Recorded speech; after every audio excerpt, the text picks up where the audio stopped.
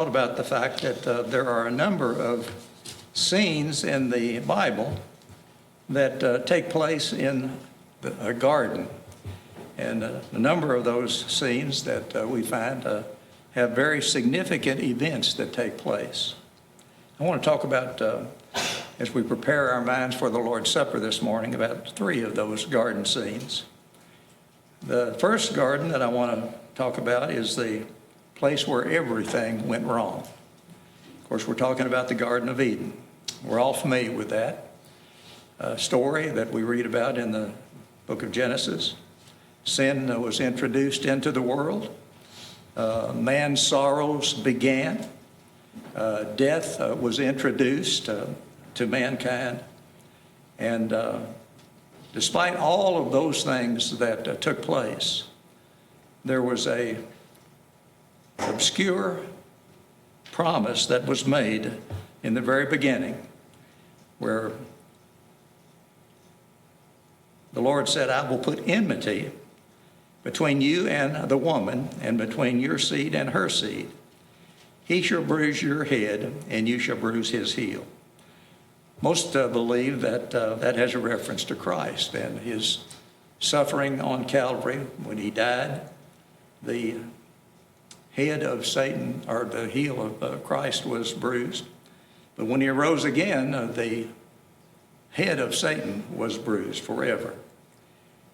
Someone has said, I don't know who made the statement, but there is a crimson thread that runs through the Bible.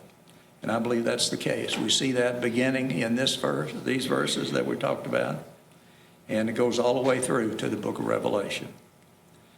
The next garden that I want to talk to you about is where redemption began to be unfolded. That's the Garden of Gethsemane. We read about that in Luke the 22nd chapter. And one of the things that we notice in that chapter concerning Jesus is that he was very apprehensive concerning that which he was about to face.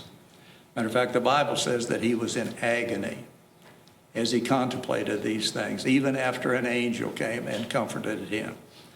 We're also told that as he prayed, that their sweat came from him like great drops of blood on the ground. And so this was the beginning of the betrayal, the beginning of the trials that should have never taken place. And all of these things were because Jesus was willing to suffer and die for us. And then there's a garden on the hill that we read about in John the 19th chapter. John makes a very brief statement. Probably we sometimes overlook that. There was a garden in the place where he was crucified, and a new tomb was in the garden. In that place is where Jesus was hanged on Calvary's tree. In that garden was the place where Jesus shed his blood. And in that garden was the place where he was laid in a borrowed tomb. So as we think about these things, these gardens that are mentioned contain very significant events. And we need to think about these things as we partake of these elements this morning.